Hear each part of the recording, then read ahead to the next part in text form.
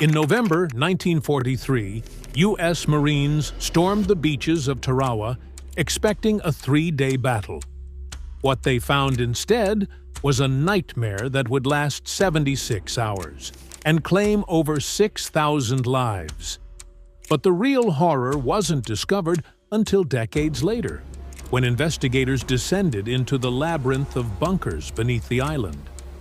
What they found in those concrete tombs would rewrite everything we thought we knew about one of the Pacific War's bloodiest battles. 1,417 bodies, most of them Japanese, all of them trapped underground in a network of tunnels and bunkers that became both fortress and grave. This is the story of what really happened beneath Tarawa and why those men never made it out. Betio Island, part of the Tarawa Atoll, was barely 2 miles long and 800 yards wide. You could walk across it in 20 minutes.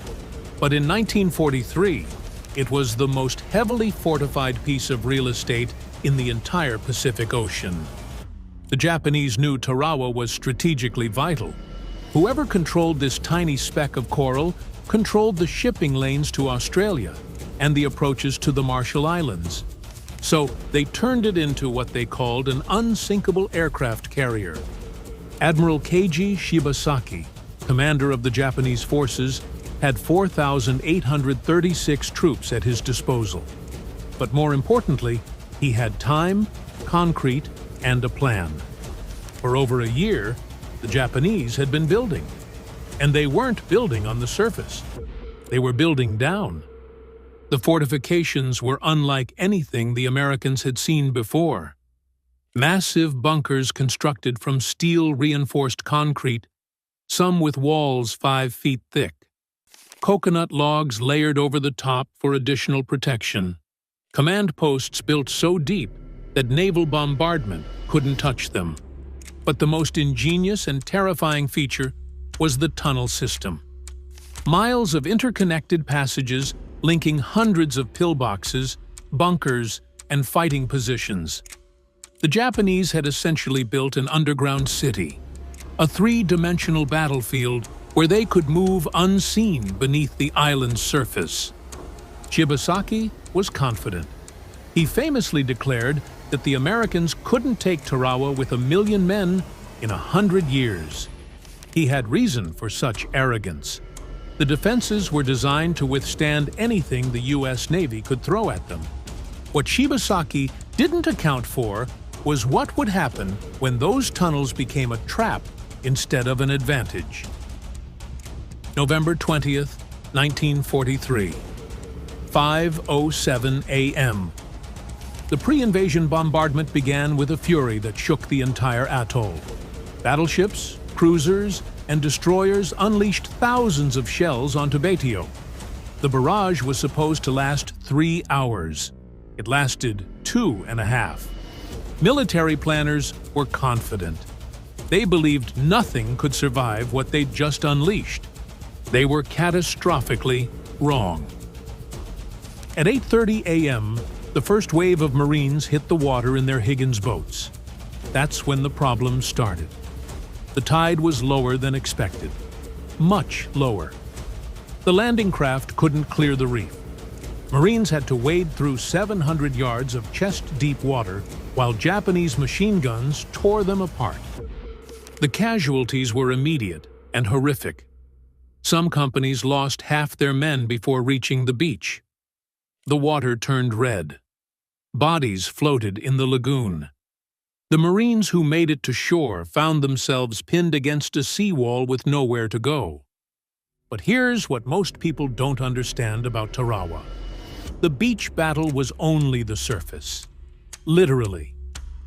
As Marines pushed inland, they discovered the true nature of what they were fighting. The Japanese weren't just in pillboxes. They were everywhere and nowhere. Trap doors would open in the ground, and grenades would fly out.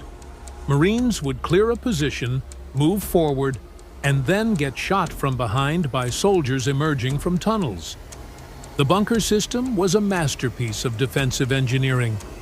Firing ports positioned for interlocking fields of fire, reinforced positions that could take direct hits from tanks and keep functioning, and, most critically, those tunnels allowing defenders to reinforce threatened positions or escape from ones about to be overrun. Rear Admiral Shibasaki commanded from his bomb-proof headquarters bunker near the island's center. Through telephone lines running through the tunnels, he could communicate with every defensive position. He could shift troops underground to wherever they were needed most. The Marines were fighting an enemy that could appear anywhere. But on the morning of November 21st, something changed. American intelligence officers noticed that Japanese radio traffic had gone silent. Completely silent. Command and control seemed to have broken down. What they didn't know was that Shibasaki's command bunker had taken a direct hit from a U.S. Navy shell. The admiral and his entire staff were dead. Suddenly, the sophisticated defense network had no brain. Individual positions kept fighting, but coordinated defense collapsed. This should have been good news for the Marines. It wasn't, because when the command structure fell apart, something worse happened in those tunnels. As Marines fought bunker to bunker, they developed brutal tactics. Flamethrowers, satchel charges, pouring gasoline into ventilation shafts and lighting it.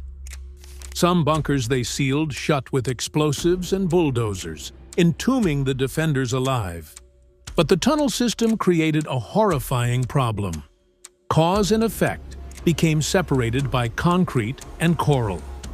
When Marines attacked one bunker, they couldn't see what was happening in the connected tunnels. Explosions would collapse passages. Fire would consume oxygen from interconnected chambers. Smoke would funnel through the ventilation system, suffocating men hundreds of feet away from the actual combat. One Marine flamethrower operator later described watching Japanese soldiers emerge from a bunker he'd just attacked, their uniforms on fire, only to disappear back underground. He assumed they'd gone back to die in the bunker.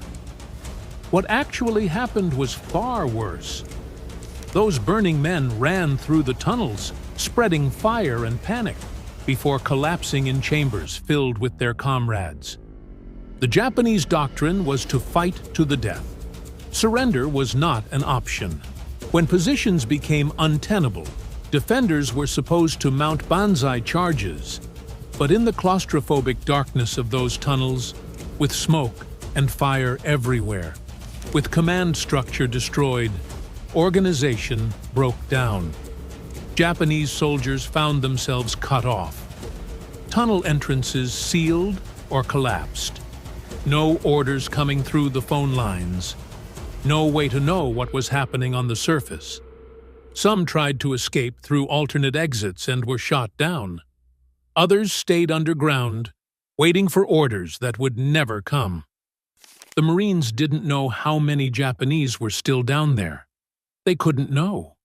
Every time they thought they'd cleared a section, more soldiers would emerge from unexpected places.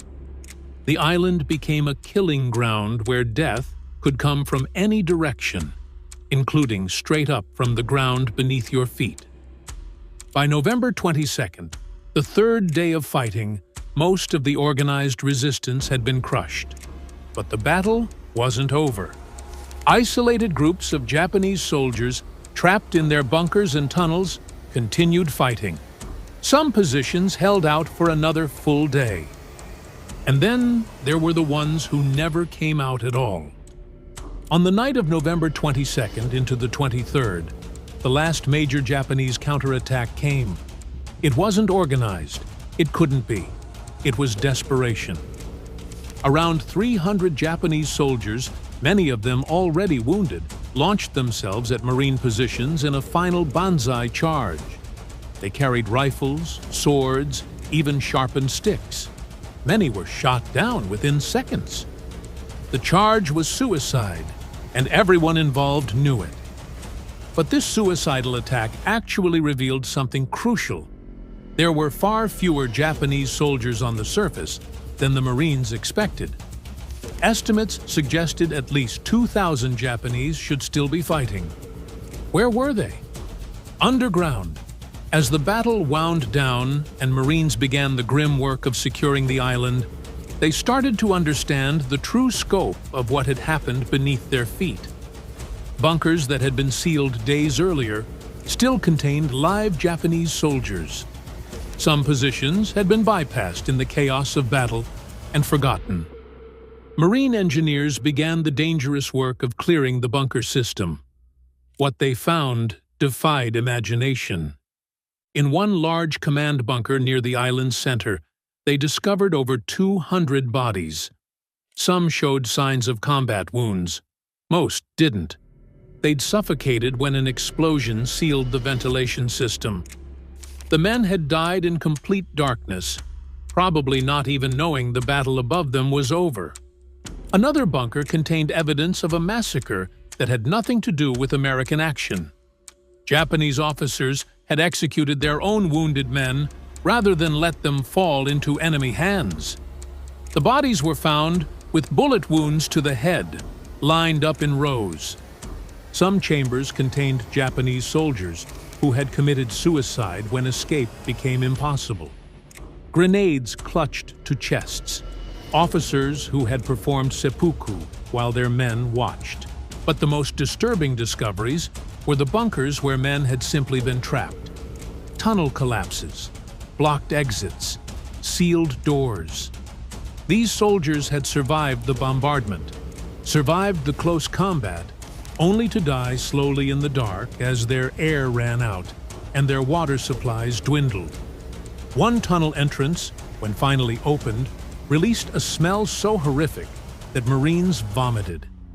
Inside, they found 47 bodies in various states of decomposition. The men had clearly survived for several days after being trapped. Scratch marks on the concrete walls showed where they'd tried to dig their way out. The initial casualty count for Japanese forces was 4,690, killed out of 4,836 defenders. Only 146 prisoners, most of them Korean laborers forced to work for the Japanese. A 97% death rate. But that number would prove to be incomplete, because many of the dead were never found. They were still down there, buried in collapsed tunnels or sealed in bunkers that would never be opened. The Marines left Tarawa on November 28th. The island was secured. The butcher's bill was paid. 1,696 Americans dead. Another 2,101 wounded. The bloodiest 76 hours in Marine Corps history up to that point. But the story of Tarawa's underground war wasn't over. In fact, it had barely begun. For decades after the battle, Tarawa remained a remote backwater. The local population returned. Life went on. The battlefield became overgrown. Concrete bunkers weathered in the tropical sun. And beneath it all, the dead remained. In the 1970s and 80s, construction crews occasionally uncovered remains while digging. A skull here, some bones there. These were usually assumed to be individual casualties, buried by the battle's chaos. The remains would be reinterred in the local cemetery, and work would continue. But in 2010, a non-profit organization called History Flight began a systematic search for American remains on Tarawa. What they discovered would change everything we thought we knew about the battle. Using ground-penetrating radar and historical records, the team identified a site they believed contained American graves.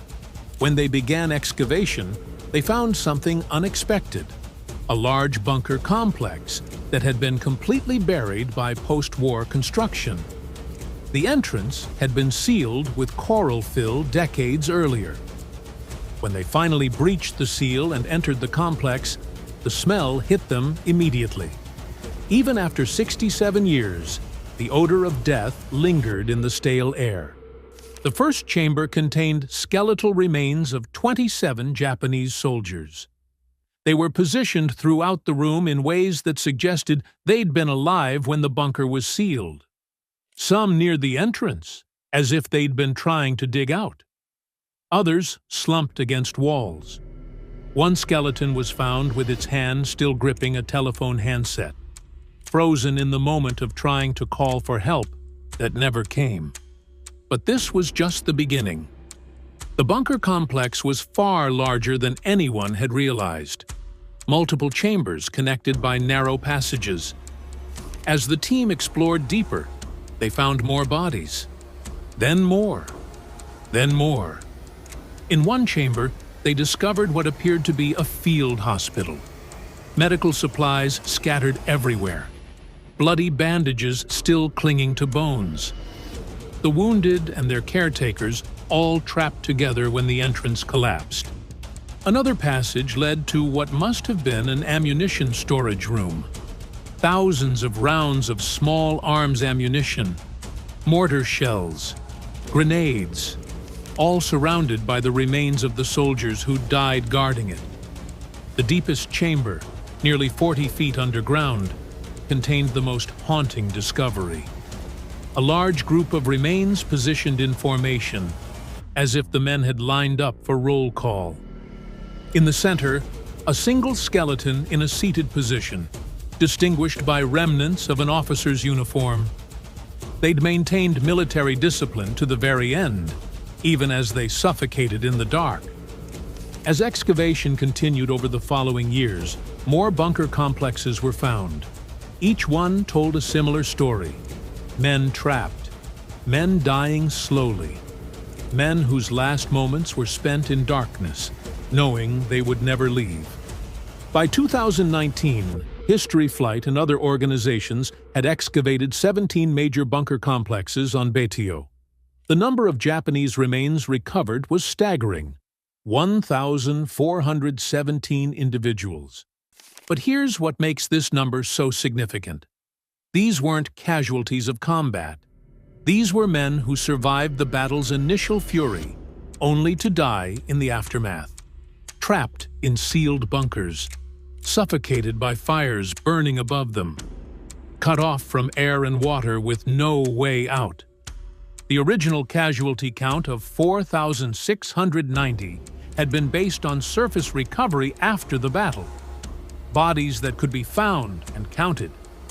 But the Marines who secured Tarawa never knew about the hundreds of men dying slowly in sealed bunkers beneath their feet, never knew about the tunnel collapses that had entombed entire squads, never knew that the war underground continued long after the surface battle had ended. When you add these 1,417 newly discovered remains to the original count, the total rises to over 6,100 Japanese dead. The actual death rate wasn't 97%. It was 99.7%. Out of 4,836 defenders, only 146 survived. Everyone else died on that island or beneath it. The excavations also revealed why post-battle counts had been so inaccurate. Entire sections of the tunnel network had collapsed during the fighting. The Marines conducting initial casualty assessments simply didn't know these sealed sections existed. They counted the bodies they could find and assumed that was everyone. For the Japanese families who lost loved ones on Tarawa, these discoveries brought both closure and new pain. After 70 years, they finally knew what happened to their grandfathers, great-uncles, and fathers. But the truth was harder than the unknown. These men hadn't died in glorious battle. They'd died slowly, in the dark, forgotten by history until ground-penetrating radar found them 7 decades later. The recovery teams treated each set of remains with respect, regardless of nationality. Japanese and American dead, all handled with the same care. Many remains were eventually repatriated to Japan for proper burial. But the excavations also revealed something else. There are still more bunkers down there, more chambers yet to be opened, more dead yet to be found. The current estimate suggests at least 200 to 300 more Japanese remains are still buried in unexplored sections of the tunnel network. Tarawa's underground war claimed its last victims in 1943, but it's still giving up its dead today. The Battle of Tarawa taught the U.S. military crucial lessons about amphibious assault, better naval bombardment techniques, improved landing craft that could clear reefs, more effective tactics for bunker warfare. These lessons saved thousands of American lives in later battles. But those 1,417 bodies found in Tarawa's bunkers tell a different story.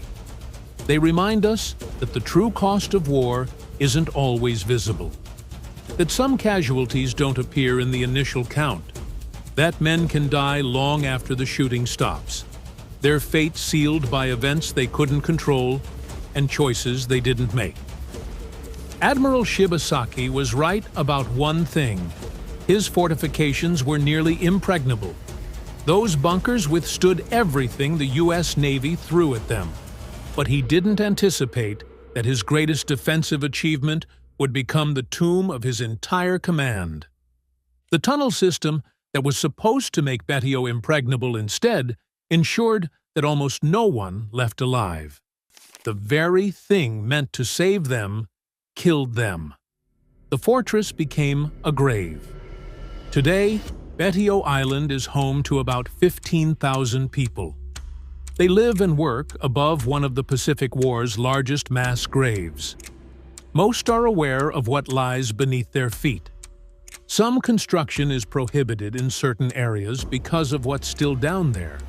Occasionally, someone will find a rusted helmet, a bone fragment, a piece of uniform. Reminders that the war hasn't truly ended for those still buried in the tunnels. 1,417 bodies found, 200 to 300 still missing. Each one a man who went into the darkness and never came out. Each one a soldier who survived the most intense 76 hours of combat in Marine Corps history, only to die alone in a sealed bunker, waiting for rescue that would never come. That's what really happened underground at Tarawa. And that's why, 80 years later, we're still finding the dead, finding the dead, finding the dead. During World War II, Truk Lagoon, now called Chuk Lagoon, was seen as untouchable. Guarded by coral reefs and packed with airfields, fuel depots, and warships, it was the beating heart of Japan's Pacific war effort. Many called it the Gibraltar of the Pacific, a fortress so strong it was never supposed to fall. But by early 1944, American carrier forces were closing in, and Japan was already retreating in secret. What happened next erased Truk from the war in just 36 hours, without a single invasion. If you want deep cinematic World War II history like this, subscribe to No Man's Land, because this is where the real story of the war is told. For most of World War II, Truk Lagoon was the nerve center of Japan's Pacific Empire. Hidden deep in the Caroline Islands, it was naturally protected by a massive ring of coral reefs, with only a few narrow passages that could be easily defended. Inside the lagoon sat one of the most heavily fortified naval bases on Earth. Airfields ringed the islands. Seaplane bases watched the open ocean. Coastal guns and anti-aircraft batteries guarded every approach. To Japanese planners, Truk was more than a base. It was a sanctuary. From this lagoon, Japan controlled supply routes stretching thousands of miles. Fuel, ammunition, aircraft, and troops flowed through Truk on their way to Southeast Asia and the resource-rich southern regions. Warships rotated in and out for repair and resupply. At its peak, Truk hosted battleships, aircraft carriers, cruisers, destroyers, submarines, and hundreds of aircraft. American planners compared it to Pearl Harbor in size and importance. Japanese officers went further, calling it the Gibraltar of the Pacific. That confidence shaped Japan's strategy. As long as Truk stood, Japan believed its outer defenses remained intact. Enemy fleets might win battles elsewhere, but Truk would anchor the empire, absorbing pressure and sustaining operations. Losing it was considered unthinkable. But war does not reward static strength. By late 1943, the Pacific battlefield had changed. American forces were no longer smashing directly into Japan's strongest points. They were bypassing them, isolating bases instead of assaulting them. One island fell, then another, each one bringing American air power closer. Truk's greatest strength, its isolation, was becoming its greatest weakness. Supply lines stretched thinner, reinforcements slowed, fuel deliveries declined. Quietly, without public acknowledgement, Japanese leaders began to realize the truth. The fortress that once protected the fleet was now becoming a trap. And once American carriers moved within striking distance, Truk's days were already numbered, even if no one inside the lagoon knew it yet. By the end of 1943, the strategic map of the Pacific no longer favored Japan. From the south and southwest, American and Australian forces under General Douglas MacArthur had driven Japanese garrisons from key island positions. Entire island groups were left isolated, their airfields useless, and their troops cut off from resupply. This approach avoided costly frontal assaults and slowly strangled Japan's ability to maneuver. Truk Lagoon sat directly in the path of this tightening net. At the same time, the United States Navy was advancing from the east. Admiral Chester Nimitz launched a series of assaults across the Central Pacific, seizing the Gilbert and Marshall Islands. Each capture brought new airfields closer to Truk, shrinking the distance American bombers and reconnaissance aircraft had to travel. What once felt remote and safe was now only a few hundred miles from American bases. Japanese high command saw the danger. Truk could no longer be defended as a frontline fortress. Its value was shifting from shield to liability. If American carriers struck while Japan's main fleet remained inside the lagoon, the result could be catastrophic. The solution was quiet withdrawal. In October 1943, Admiral Minachi Koga secretly ordered much of the combined fleet to relocate westward, first to Palau, and later toward Indonesia. The move was deliberate and silent. Japan wanted to preserve its remaining capital ships for a decisive battle elsewhere. Battleships, carriers, and heavy cruisers slipped away under cover of routine movements. Officially, Truk remained a major base. In reality, it was being hollowed out. But Truk could not be emptied overnight. Transport ships, fuel tankers, aircraft, and thousands of personnel were still required to support operations across the Pacific. Supplies remained stacked along the shore. Smaller warships stayed behind to provide local defense. Japanese commanders believed this reduced presence would escape notice. They were wrong. American reconnaissance aircraft were already watching. And once the United States realized that Truk was exposed but still full of targets, the lagoon's fate was sealed. By early February 1944, Truk Lagoon was no longer just isolated. It was exposed. American long-range reconnaissance aircraft began appearing over the region with increasing frequency, probing the lagoon's defenses and photographing what remained inside. One of those flights delivered an alarm that Japanese leadership could not ignore.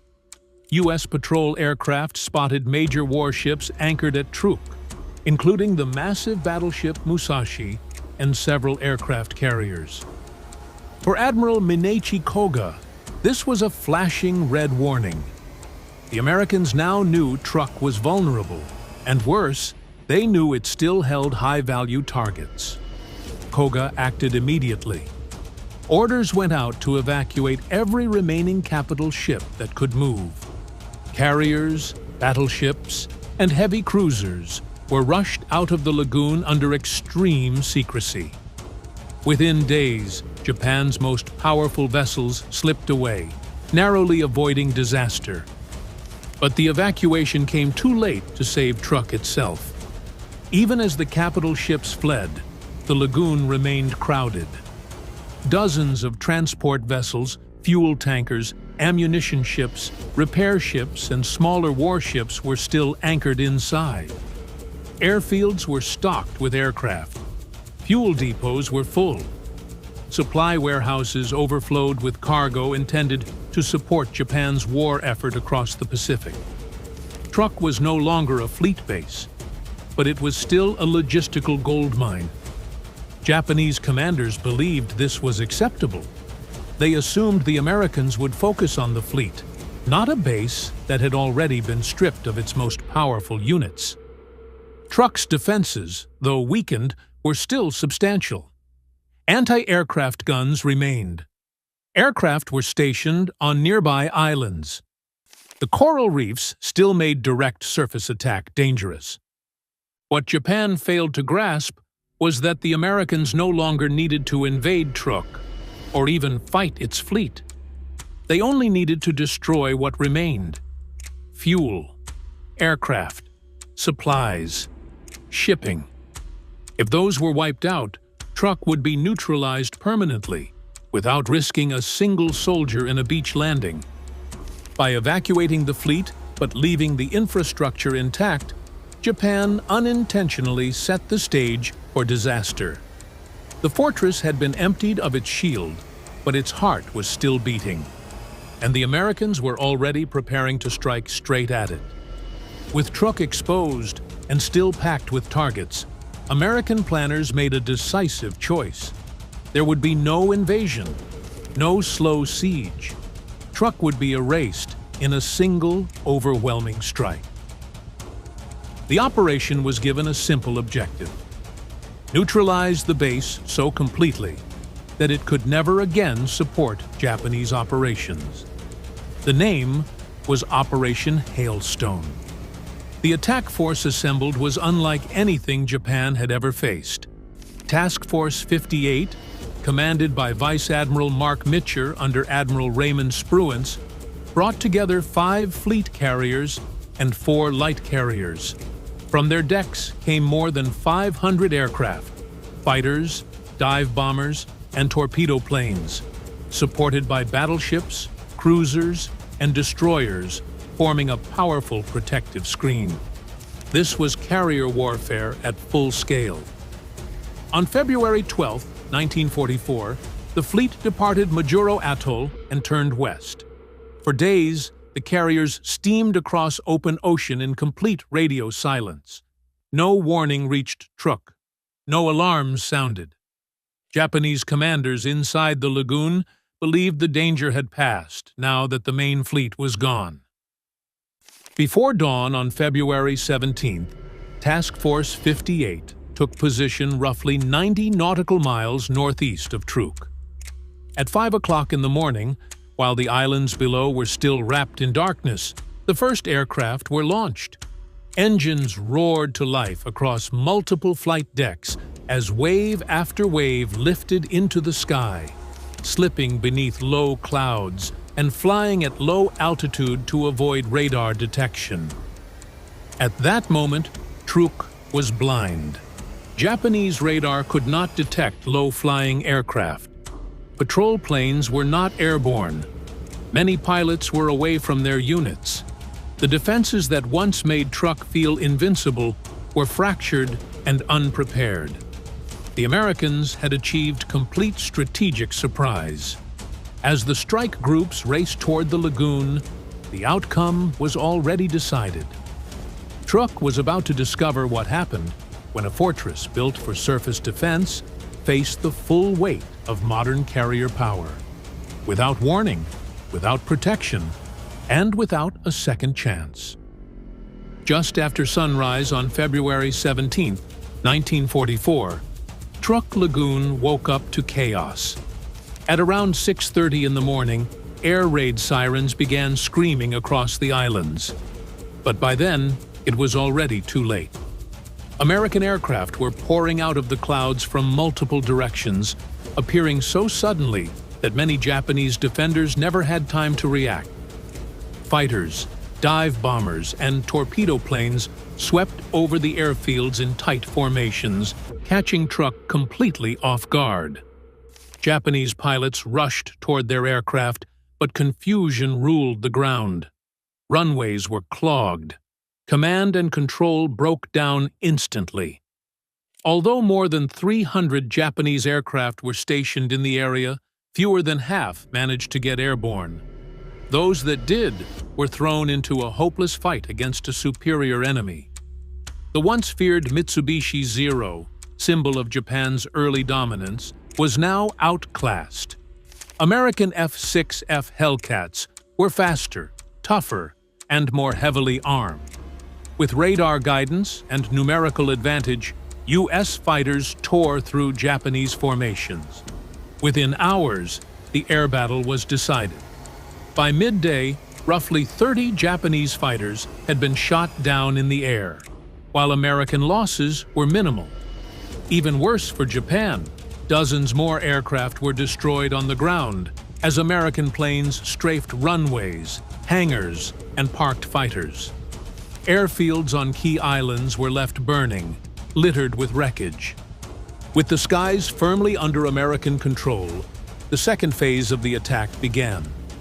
Dive bombers and torpedo planes turned their attention to fuel tanks, radar stations, and anti-aircraft positions. Explosions rippled across the islands. Fires spread uncontrollably. Japanese gunners continued to fire, but without air cover, their resistance was doomed. By early afternoon, Truk Lagoon had effectively lost its air defenses. American aircraft now roamed freely, hunting targets at will. The fortress that Japan once believed could never be taken had been blinded, silenced, and stripped of protection in a single morning. What came next would finish the job. With Truk's skies completely under American control, the focus shifted to the lagoon itself. What had once been a sheltered harbor now became a trap. Inside the coral ring sat dozens of Japanese ships packed tightly together. Transport vessels, fuel tankers, ammunition ships, repair ships, and smaller warships that had nowhere to run.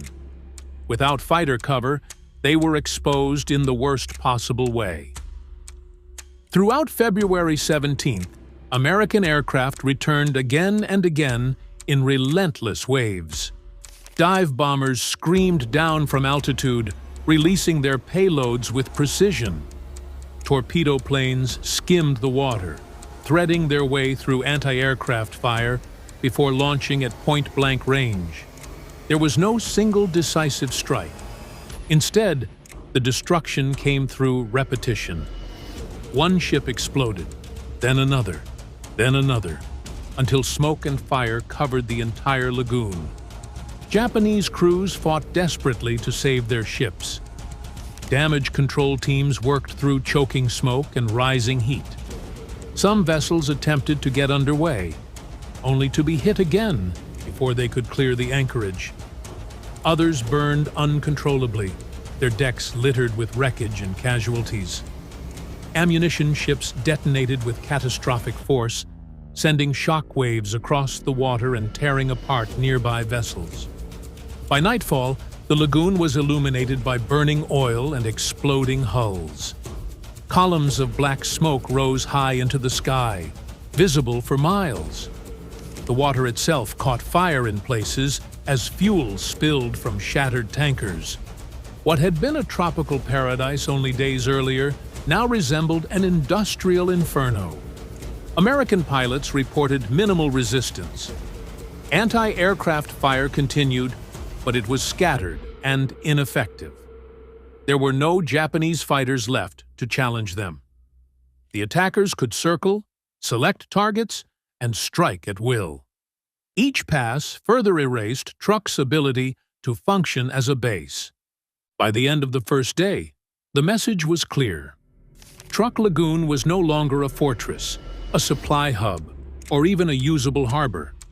It had become a graveyard, one filled with twisted steel, burning wrecks, and the shattered remains of Japan's Pacific lifeline. As February 17th wore on, any remaining hope inside Truk Lagoon shifted from defense to escape. Japanese commanders ordered whatever ships could still move to run for open water. Engines were pushed beyond safe limits. Crews worked frantically to clear anchorages and weave through the narrow reef passages. But the lagoon had already been sealed by American air power. One of the most dramatic attempts came from the light cruiser Naka, flagship of Japan's 4th Cruiser Division. Using the confusion and smoke as cover, she slipped westward at full speed, hoping to outrun the storm. For a brief moment, it appeared she might succeed. Then American aircraft spotted her in open water, 35 miles from Truk.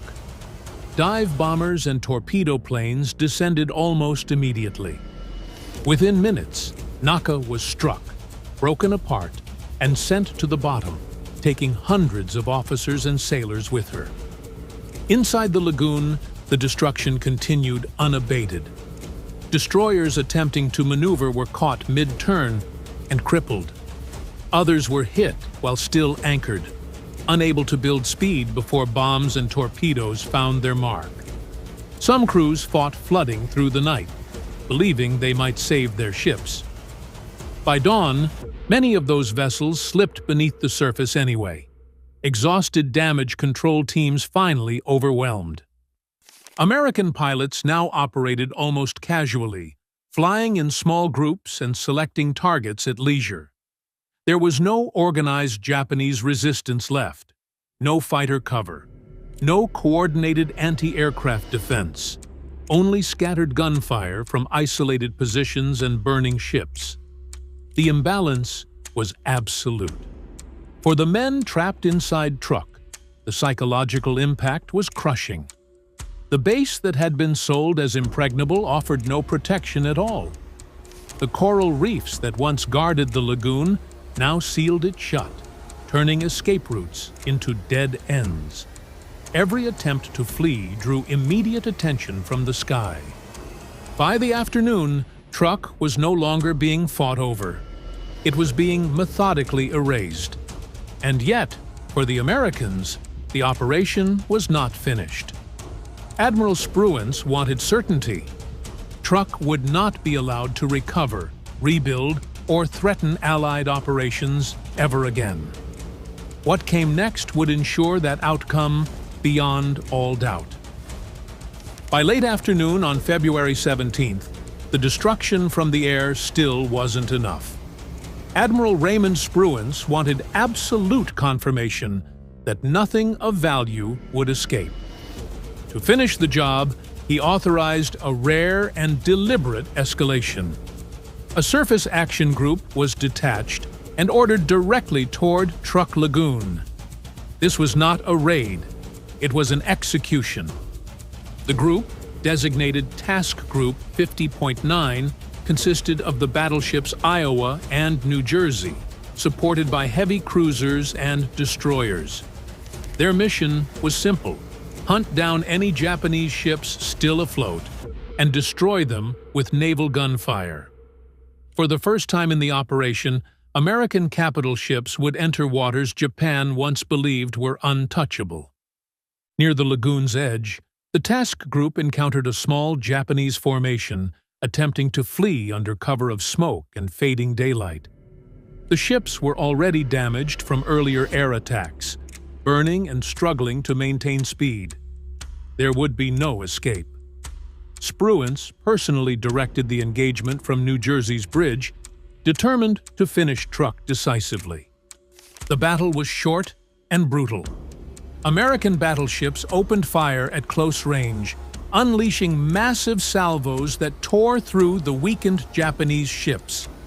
16-inch shells smashed hulls apart with terrifying ease. Cruisers and destroyers joined in, adding their own gunfire and torpedoes. One by one, the Japanese vessels exploded, capsized, and vanished beneath the surface. One destroyer attempted a desperate torpedo attack, forcing New Jersey into an emergency turn. The attempt failed. American guns answered immediately, and the ship was obliterated along with her entire crew.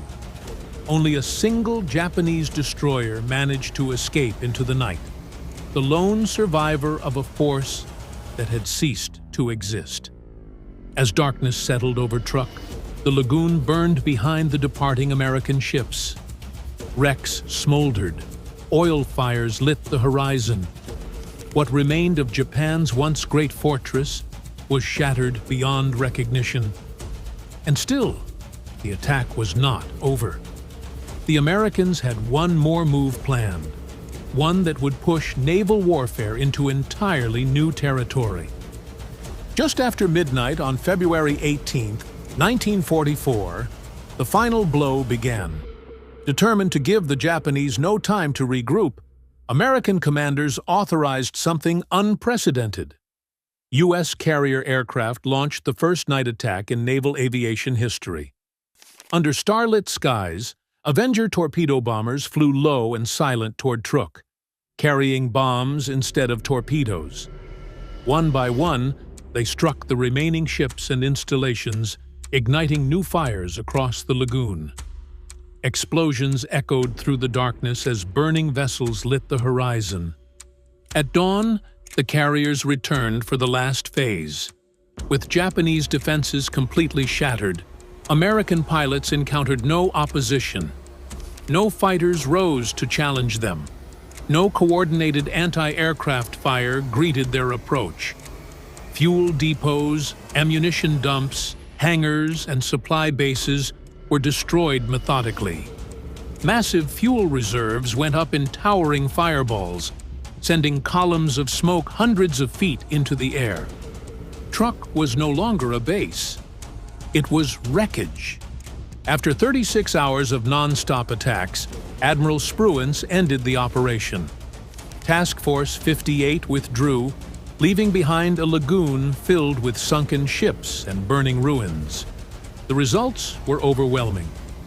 Japan lost hundreds of aircraft, dozens of ships, enormous fuel reserves, and nearly all of Truk's logistical value. The base would never again support major operations. Without landing a single soldier, the United States had neutralized one of Japan's most important strongholds. American losses were minimal by comparison. A handful of aircraft were downed, and one carrier was damaged, but the fleet remained fully operational. The contrast was staggering. The consequences were immediate and permanent. Truk was isolated, bypassed, and left to wither. Japanese troops stranded there faced starvation and neglect as Allied forces moved on. Seeing Truk's power erased without invasion, American planners canceled any plans to capture it directly. The road now lay open toward Saipan, Guam, and Tinian, stepping stones toward Japan itself. Operation Hailstone proved something decisive. Fortress bases could be destroyed from the air. Natural defenses meant nothing against carrier power, and Japan's once proud Pacific stronghold had been reduced to a silent graveyard, its fall marking a turning point the empire could never recover from. The Pacific Ocean had already swallowed thousands of ships before this moment. Steel hulls lay scattered across the seabed, torn apart by torpedoes, bombs, and firestorms. Sailors believed they understood how naval warfare worked. Distance mattered, armor mattered, experience mattered. Then, without warning, an American battleship fired a single shot that erased all of it. A shell weighing more than a truck crossed miles of open ocean and struck with such force that a modern warship ceased to exist as one object. This wasn't a battle. It was a realization. Before we continue, make sure you're subscribed to No Man's Land for unapologetic military history.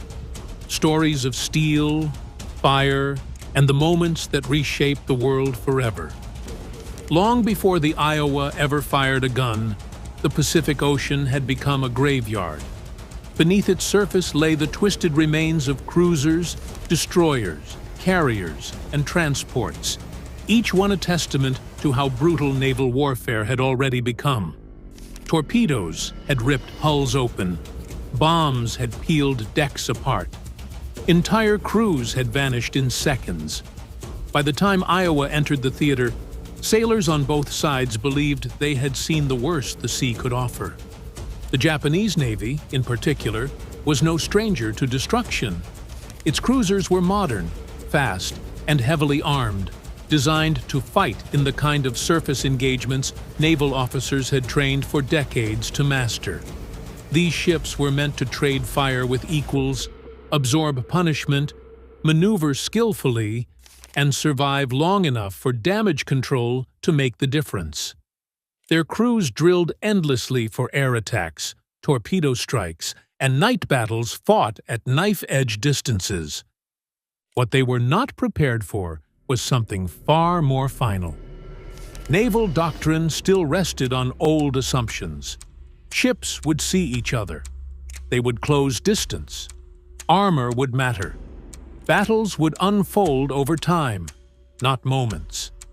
Even in defeat, there was an expectation of struggle, of minutes, sometimes hours, between first contact and destruction. That belief was about to be shattered. Because the Pacific was no longer just a battlefield of ships and sailors, it had become a proving ground for industrial power, mathematics, and weapons so violent they ignored tradition entirely. Somewhere beyond the horizon, a ship was approaching that didn't intend to fight by the old rules. It didn't care about parity, honor, or exchange. It was built to decide outcomes before the enemy understood they were part of one. And when it finally spoke, the ocean itself would seem to recoil. The USS Iowa was not built to participate in naval warfare as it had always existed. She was built to replace it. Every major navy in the world believed there were trade-offs that could not be avoided. A ship could be heavily armored, or it could be fast. It could carry massive guns, or it could maneuver. Power demanded sacrifice. Iowa proved that assumption wrong. Stretching more than 860 feet from bow to stern, Iowa was nearly the length of 3 football fields laid end to end. But size alone wasn't what made her dangerous. It was how that size was used. 8 massive boilers fed 4 steam turbines, producing over 200,000 horsepower and driving the ship past 33 knots. That speed was unheard of for a battleship. It meant Iowa could outrun cruisers, reposition at will, and dictate the terms of any engagement she entered. To Japanese planners, this was deeply unsettling. Battleships were supposed to be slow, predictable. Iowa was neither. Her armor was equally deceptive. Thick belts of steel protected vital spaces, but the real strength was in her internal layout, compartmentalization, and survivability. She was designed to absorb punishment without losing fighting capability, allowing her to stay in the fight long after other ships would have been crippled. But all of that was meaningless until her guns fired. Iowa's existence alone disrupted enemy calculations. She didn't need to announce herself. Her speed allowed her to appear where she wasn't expected, and her range meant she could strike before the enemy realized she was even present. This wasn't a ship that reacted to battle. It initiated it. Naval warfare had always been about matching strength against strength. Iowa didn't believe in matches. She believed in overmatch. And somewhere beyond the curvature of the sea, crews aboard enemy ships were about to learn what that meant. At the center of the Iowa's power was not her speed or her armor. It was her guns. 9 Mark 7 16-inch naval rifles, arranged in 3 massive turrets, each one weighing more than many destroyers. These weren't simply weapons. They were the physical expression of American industrial force turned into artillery. Each gun could fire a projectile weighing nearly 2,700 pounds, a steel cylinder longer than a man is tall, packed with destructive potential that defied intuition. When one of these shells left the barrel, it didn't arc gently toward its target. It was hurled forward at over 2,500 feet per second, carrying enough kinetic energy to overwhelm steel through velocity alone. Explosives were almost secondary. Physics did most of the work. Armor-piercing rounds weren't designed to explode on contact. They were built to penetrate, delay, and then detonate deep inside a ship's structure. Against cruiser armor meant to stop 8-inch shells, the effect was catastrophic. Bulkheads failed, structural members sheared. Shockwaves traveled through hulls like earthquakes, snapping rivets and tearing seams apart from the inside out. For sailors on the receiving end, there was no gradual escalation, no warning exchange of fire, no time to adapt. One moment, the ship was intact. The next, it wasn't. The sound alone was terrifying. Crews miles away described the blast as thunder tearing the air open. Inside the turret, the recoil shoved thousands of tons of steel backward with enough force to rattle the entire ship. Outside, the ocean flinched as pressure waves rippled across the surface. These weren't shells in the traditional sense. They were declarations. Each round represented the conclusion of an equation that ended the same way every time. If a Mark 7 shell arrived, something was going to stop existing in its previous form. Naval warfare had never encountered a weapon like this deployed with precision.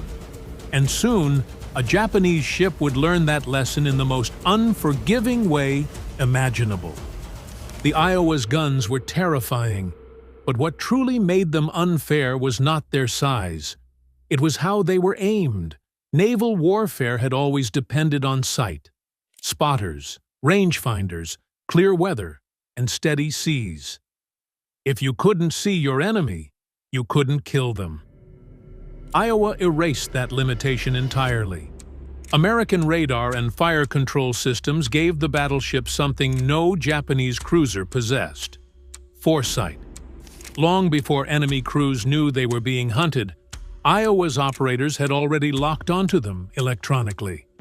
Radar pulses reached out across the darkness, bouncing back information about range, speed, and bearing with unnerving accuracy. Inside Iowa's plotting rooms, analog fire control computers transformed that data into firing solutions in seconds. Wind, roll, pitch, shell type, target movement, even barrel wear were calculated automatically. The guns weren't aimed at where the enemy was. They were aimed at where the enemy would be. Japanese crews still relied heavily on optics and manual calculations, methods that demanded visibility and time. At night, in smoke, or in rough seas, those systems faltered. Iowa's did not. Darkness became an advantage instead of an obstacle. This technological gap turned combat into something deeply asymmetrical. A Japanese ship could maneuver, zigzag, accelerate, or slow, believing those actions bought safety. Iowa's systems anticipated every move. Evasion became irrelevant. By the time visual contact was even possible, the battle was already over. The guns were loaded. The solutions were set. The turrets were aligned with targets that hadn't yet realized they were condemned. This wasn't gunnery in the traditional sense. It was predictive execution, a warship reaching into the future and pulling destruction back into the present. When the order to fire finally came, it wasn't a gamble. It was the final step of a calculation already solved. The first shell did not announce itself with spectacle. There was no warning flare, no dramatic exchange of fire, no heroic buildup. One moment, the Japanese cruiser was maneuvering as trained, confident in distance and armor. The next, physics arrived. The Mark 7 shell did not strike the hull and explode outward. It penetrated. Armor plate designed to resist cruiser-caliber fire offered no meaningful resistance. Steel that had once been a shield became a conduit for force. The shell drove deep into the ship before detonating, releasing its energy where the vessel was weakest, inside. What followed was not an explosion so much as a failure. Structural members buckled in sequence. Bulkheads collapsed. The keel, the spine of the ship, lost integrity. Shock waves traveled through compartments faster than sound, snapping rivets and tearing seams apart far from the point of impact. Men were thrown to the deck without understanding why. For a brief moment, the cruiser remained afloat. Then the hull began to deform in ways ships are never meant to. The bow lifted unnaturally. The stern sagged. Water rushed through wounds that damage control teams could not reach, let alone contain. The ship didn't sink as a single object. It separated. Bow and stern drifted apart, each half carrying sailors who now understood they were standing on wreckage, not a warship. There was no time to react, no counterfire, no second chance. Less than a minute after impact, the cruiser no longer existed in any meaningful sense. From a distance, observers struggled to comprehend what they were seeing. Ships were damaged, burned, flooded, even capsized, but they were not supposed to break in half from a single hit. Doctrine offered no explanation. Experience offered no comfort. In that moment, the Japanese Navy didn't just lose a ship. It lost certainty, because if one shell could do this, then nothing they had built was safe. And the Iowa hadn't fired a full salvo. The destruction of the cruiser didn't end with the sinking. It spread outward, carried by radio waves, eyewitness reports, and disbelief. Japanese operators hesitated before transmitting what they had seen. There was no standard language for a ship being erased by a single shell. Messages were rewritten, softened, questioned. Commanders demanded confirmation. Engineers suggested secondary explosions. Pride refused to accept the truth. But the truth refused to disappear. Across the task force, captains altered course without orders. Destroyers widened their spacing. Cruisers adjusted speed, believing distance might offer protection. It didn't. The ocean suddenly felt smaller, tighter, hostile in ways no chart could explain. Every radar contact became a potential death sentence. What terrified crews most was not the violence of the hit, but its efficiency. There had been no prolonged exchange, no chance to respond. One moment, the ship was alive. The next, it wasn't. Naval warfare was supposed to involve decisions. This had felt like inevitability. Rumors began circulating faster than facts.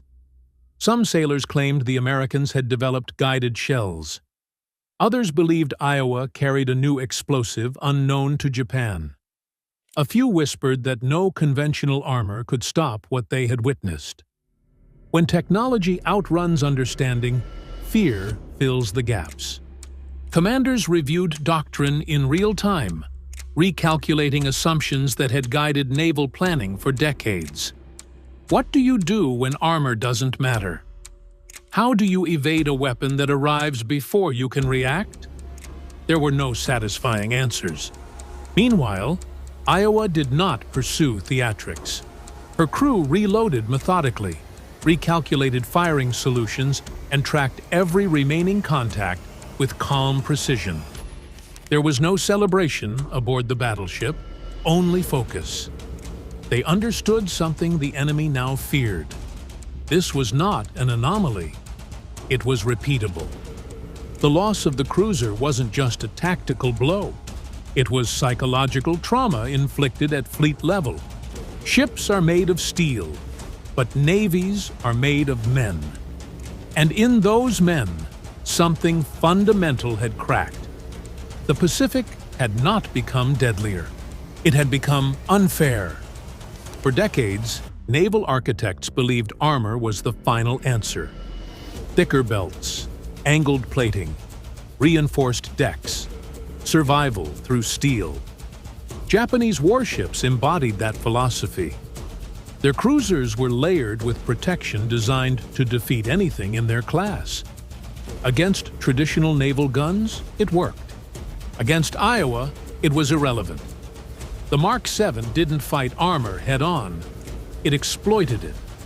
At long range, Iowa's shells descended at steep angles, plunging downward onto decks never meant to absorb that kind of force. Armor belts were thick, but deck armor was thinner, stitched together by welds and seams that became points of failure under extreme stress. When the shells struck, it didn't need a perfect angle. Velocity compensated for everything. Steel deformed. Internal shock waves rippled through compartments like seismic tremors, collapsing bulkheads far from the impact point. Damage didn't stay localized. It cascaded. This was the nightmare Japanese engineers had never planned for. Armor that couldn't stop penetration didn't just fail. It amplified destruction. The energy had nowhere to go except through the ship itself. Naval doctrine had promised that even a hit could be survived. Damage control teams would respond. Compartments would be sealed. The ship would fight on. That logic depended on time. Iowa removed time from the equation. A ship hit by a Mark VII shell didn't enter a damage control scenario. It entered a structural failure scenario. Crews weren't racing to save their vessel. They were struggling to understand why it was already lost. The realization spread quickly among Japanese commanders. Bigger ships didn't mean safer ships. Thicker armor didn't guarantee survival. In fact, it might make things worse. The foundations of naval design were cracking under the weight of a single truth. Protection no longer equaled survivability. Iowa had not just defeated a ship. She had invalidated an entire philosophy of warship construction. And if armor no longer mattered, then nothing the Japanese fleet relied on could be trusted. The ocean hadn't changed. The rules had. The true damage Iowa inflicted could not be measured in tonnage or wreckage. It unfolded quietly, inside command rooms and behind officers' eyes. What Iowa destroyed was not just a cruiser, but the belief system that held an entire navy together. For generations, Japanese naval doctrine revolved around the decisive battle. Two fleets would meet. Skill, courage, and preparation would determine the outcome. Victory was supposed to be earned through maneuver, timing, and sacrifice. Iowa shattered that premise in minutes. There had been no duel, no exchange, no test of seamanship. The cruiser never truly fought. It was selected, calculated, and erased. That distinction mattered. It meant war had shifted from contest to calculation. After the engagement, Japanese formations changed. Ships increased spacing, believing separation might reduce losses. Captains maneuvered more cautiously, avoiding aggressive positioning. Destroyers hesitated to screen capital ships too closely. Every adjustment was driven by fear of a weapon they could not see and could not counter. Strategists reviewed engagement reports and found no tactical error to correct. The cruiser had not made a mistake. It had simply existed within range of something vastly superior. That realization was far more damaging than any single loss. You can fix mistakes. You cannot fix inevitability. What haunted Japanese planners most was restraint. Iowa had not fired a full broadside. She had not pressed the advantage recklessly. She had demonstrated capability, then waited. That suggested confidence bordering on certainty. The implication was clear. This was not maximum force. This was a warning. Naval warfare had always allowed room for hope, a chance that better positioning, better timing, or better luck might change the outcome. Iowa removed that space. When outcomes become predictable, morale collapses. From that moment forward, Japanese commanders did not ask how to defeat Iowa. They asked how long they could survive knowing she might be nearby. The engagement had ended. The psychological war had just begun. When the smoke thinned and the Pacific settled back into its unnatural calm, the meaning of what had happened became impossible to ignore. This was not just a battle reviewed in after-action reports. It was a verdict delivered to every Navy still clinging to old assumptions. The Iowa had not revealed a weakness in Japanese tactics. She had exposed the future arriving ahead of schedule. In Tokyo, analysts studied fragmented reports with quiet urgency. They examined armor thickness, shell weights, engagement distances, and firing arcs, searching for reassurance that did not exist. The Yamato-class battleships, once believed untouchable, suddenly felt vulnerable. Bigger guns no longer guaranteed dominance. Heavier armor no longer promised survival. Velocity, computation, and reach had rewritten the hierarchy of power. What disturbed planners most was not what Iowa had done, but what she had not needed to do. She had not closed distance. She had not traded salvos. She had not revealed her full capability. The destruction of the cruiser had occurred while Iowa was operating well within her limits.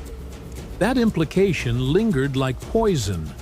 If this was restraint, what did full commitment look like?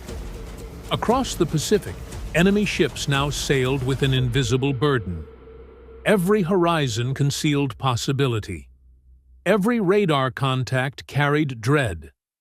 Sailors did not fear battle anymore. They feared mathematics. They feared being chosen by a system that did not miss.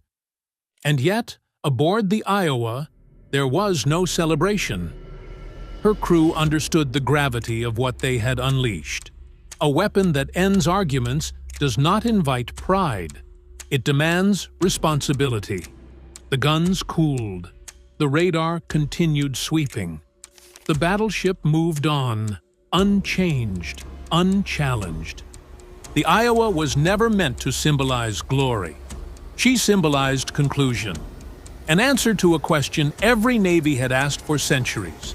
What happens when preparation, industry, and precision converge perfectly? The answer lay beneath the waves. The Pacific did not forget that day. Neither did those who sailed it afterward. Because long after the wreckage sank, the lesson remained unmistakable. Naval warfare was no longer a contest of courage. It was a calculation, and the Iowa always solved it first. Always solved it first. Always solved it. At 2 p.m. on October 23, 1944, Vice Admiral Takeo Kurita stood on the bridge of the battleship Yamato as Japan's last great surface fleet pushed into the Sibuyan Sea. Behind him sailed an armada of battleships, cruisers, and destroyers gathered for one desperate gamble: break through, reach Leyte Gulf, and smash the American invasion at anchor. The entire plan rested on a single belief: that U.S. carrier strength in the area was limited and manageable. That belief was wrong, catastrophically wrong. And within hours, Kurita would realize the balance of the war had shifted beyond repair. If you value deep cinematic history like this, subscribe to No Man's Land, because stories like this deserve to be told right. Kurita's mission was never about winning a fair fight. It was about exploiting a narrow window that Japanese planners believed still existed. The American landings at Leyte were massive, but vulnerable. Hundreds of transports sat crowded in the Gulf, protected mainly by aircraft. If Kurita's battleships could reach them, even briefly, the damage could be catastrophic. One afternoon of shell fire could undo months of American progress and force a pause in the entire Pacific campaign. But this plan balanced on a single assumption: American carrier strength in the Philippines was limited. Japanese intelligence estimated 4 or 5 fleet carriers operating nearby, perhaps split into 2 task groups. Dangerous? Yes, but survivable if the northern decoy succeeded. If American carriers chased the decoy force, logic came from experience. Japan knew how difficult carriers were to build, crew, and operate. They assumed the Americans faced the same constraints. Carriers required enormous shipyards, specialized labor, trained air groups, and years of preparation. No navy could casually mass large numbers of them in one place without stripping other theaters bare. The Americans had commitments everywhere. The Atlantic, fuel was burned. Steel was committed. Kurita sailed believing he was facing strong resistance, but resistance with limits. What no one told him was that those limits no longer existed. The enemy he was about to meet was not operating under the same rules Japan had built its war around. And once Kurita realized that truth, it would already be too late to turn back. Well before Kurita ever put to sea, small warning signs were already appearing inside Japan's naval intelligence system. They didn't arrive as dramatic revelations. They came as inconsistencies, reports that didn't quite line up, carrier movements that seemed too frequent, task group identifiers that didn't match previously known deployments. Individually, each detail could be explained away. Together, they suggested something was off. A handful of officers began quietly questioning the numbers. They weren't claiming the Americans had unlimited carriers, only that U.S. production and deployment seemed faster than expected. New carriers appeared in operations sooner than Japanese timelines said they should. Ships that were believed to still be fitting out were suddenly active in combat zones. Replacement carriers showed up not years later, but months later. The response from senior staff was cautious and conservative. Intelligence doctrine demanded confirmation, and overestimating the enemy was considered as dangerous as underestimating them. The prevailing belief was that American shipbuilding was efficient, not revolutionary. Yes, the United States could replace losses faster than Japan, but only within reasonable bounds. Anything beyond that felt exaggerated. Japanese planners also assumed American carriers would be divided across multiple theaters. Even if total numbers were increasing, they believed concentration would remain limited. No single battle, they reasoned, would ever face overwhelming carrier strength. The Americans had too many responsibilities and too many oceans to cover. So the reports were filed, not escalated. New sightings were treated as temporary concentrations or misidentifications. Radio intercepts were analyzed narrowly. Prisoner statements were discounted as confusion or exaggeration. The intelligence picture remained tidy, reassuring, and fatally incomplete. By the time Kurita sailed, the warnings had already been absorbed into the system and neutralized. The numbers he was given reflected what Japanese planners believed should be possible, not what was actually happening. The gap between assumption and reality was growing, quietly and relentlessly, and Kurita was about to sail straight into it. At the heart of Japan's miscalculation was a quiet, deadly habit: mirror imaging. Japanese planners didn't just estimate American capabilities, they projected Japanese limitations onto an enemy that did not share them. Everything Japan knew about carriers told them there had to be ceilings. Shipyards could only do so much. Crews could only be trained so fast. Air groups needed years to reach combat readiness. These weren't opinions to Japanese officers. They were facts of life. Japanese carrier doctrine reinforced this belief. Their fleet was built around careful balance and precision. Carriers operated in pairs, sometimes 3 together, but never in massive formations. Communications bandwidth, fighter direction, and strike coordination all imposed practical limits. Beyond a certain point, adding more carriers didn't increase effectiveness. It created confusion. From that perspective, the idea of operating 8, 10, or 12 carriers together seemed reckless and inefficient. So Japanese intelligence assumed the Americans would think the same way. Even if the United States built more carriers overall, they would still be constrained by coordination problems and logistical reality. Carriers would be spread out. The Atlantic would demand protection. Europe would demand support. The Pacific would be divided between multiple advances. No single Japanese force would ever face overwhelming carrier concentration. That assumption shaped everything. When American carrier numbers appeared higher than expected, planners didn't revise the total. They assumed temporary concentration. When carrier strikes came faster than anticipated, they assumed higher operational tempo, not higher force strength. Every contradiction was bent back into the existing framework instead of breaking it. What Japanese planners failed to understand was that the Americans weren't optimizing for elegance or balance. They were optimizing for mass. Radar-directed fighter control, standardized procedures, and decentralized command allowed U.S. carriers to operate in numbers Japan believed impossible. What Japan saw as chaos, the Americans had turned into a system. By the time Kurita sailed, Japanese planning was built on rules that no longer applied. The enemy was no longer bound by the same limits.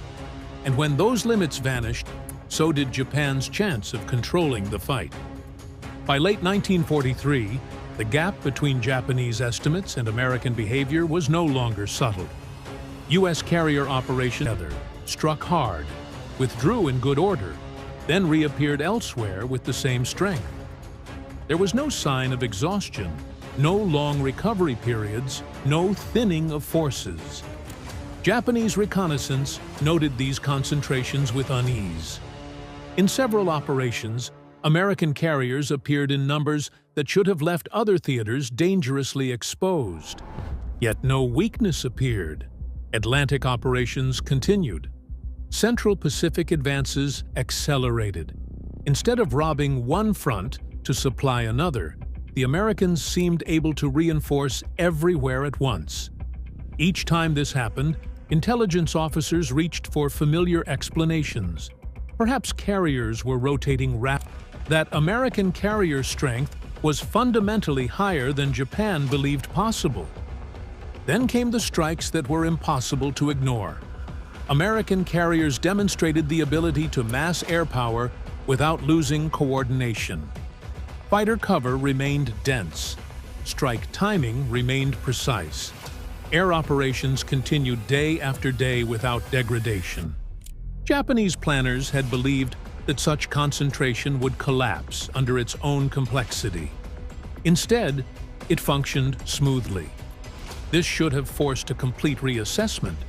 Instead, it triggered rationalization.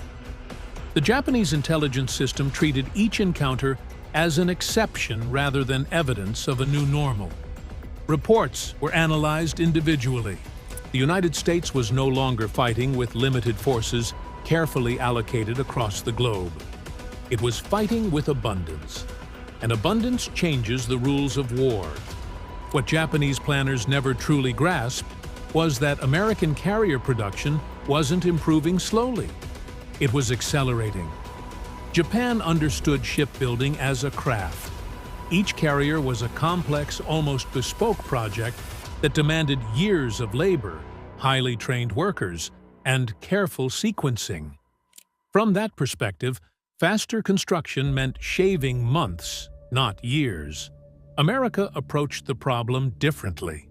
It treated carriers as an industrial product. American shipyards broke carrier construction into standardized sections built simultaneously instead of sequentially. Hull segments, internal compartments, propulsion systems, and flight deck components were fabricated in parallel, then assembled rapidly. Welding replaced much of the slower riveting process. Labor was divided into specialized tasks that could be learned quickly, allowing massive workforce expansion without long apprenticeships. The result was not just faster ships, but a system that improved with every hull laid down. Japanese intelligence assumed carrier production followed a straight line. One ship finished, then the next. American production followed a curve. Each new carrier took less time than the last. Shipyards learned. Supply chains stabilized. Mistakes disappeared. What looked like efficient replacement was actually exponential growth. Worse still, the Americans didn't rely on a single yard. Multiple shipyards were building fleet carriers at the same time. Others converted civilian hulls into light carriers. Escort carriers poured out of adapted commercial yards at astonishing speed. The distinction between naval and civilian industry simply didn't exist the way it did in Japan. Japanese intelligence received fragments of this reality. New hull numbers, unfamiliar ship names, reports of carriers commissioning at shocking speed. But the implications were never fully accepted.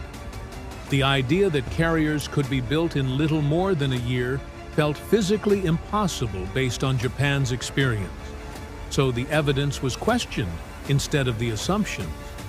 By the time Kurita sailed, American shipyards were no longer catching up. They were overwhelming the equation entirely. And the fleet Kurita was about to face wasn't the product of clever tactics or daring strategy. It was the output of an industrial system running at full throttle. The first American aircraft appeared late in the morning on October 24th, and immediately something felt wrong. Not tactically wrong, mathematically wrong. The formations were too clean, too numerous, arriving with a rhythm that didn't fit the briefing Kurita had been given. These weren't isolated strikes probing for weakness. They were organized waves, arriving on schedule, cycling in and out as if the attackers had depth to spare. Musashi drew the focus. Dive bombers came first, then torpedo planes from multiple directions, forcing impossible choices. Evade one spread and accept another. Armor held at first, but hits accumulated faster than damage control could absorb. What stunned Kurita wasn't just the accuracy, it was the persistence. As one wave departed, another appeared. There was no lull, no breathing room, no sign the attackers were running low on aircraft or pilots. Kurita began counting. A single carrier could generate a powerful strike, but only at intervals. Aircraft had to land, refuel, rearm, and launch again. 4 carriers might sustain pressure for a time. 5, perhaps, if pushed hard. But this tempo didn't slow. If anything, it intensified. The Americans were launching new attacks before earlier aircraft could reasonably have returned to their decks. By early afternoon, Musashi was crippled, slowing, listing, systems failing. Still the attacks came. Bombs, torpedoes, again and again. When the order was finally given to abandon ship, Musashi had absorbed punishment no battleship could survive. She capsized, taking over 1,000 men with her. Kurita watched her sink and understood something fundamental had changed. This wasn't bad luck or superior tactics. This was volume. The kind of volume only possible if American carrier strength in the area was far greater than reported. The intelligence estimate no longer mattered.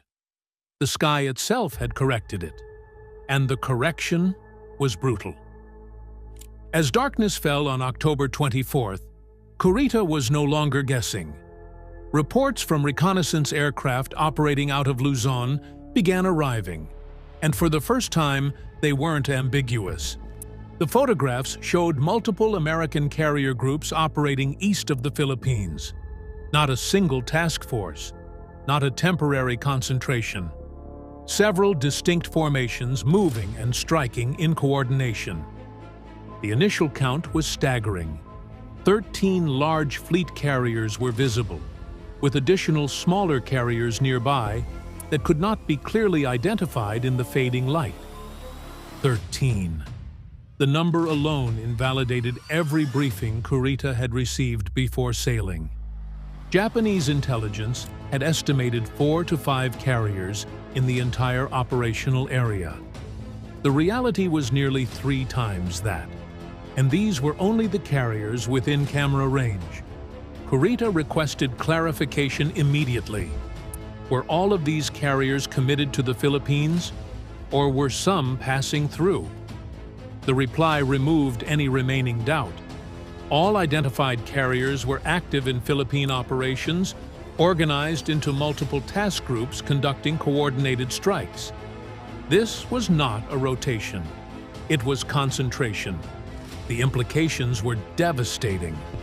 13 fleet carriers meant hundreds of aircraft available at any moment. It meant sustained operations without pause.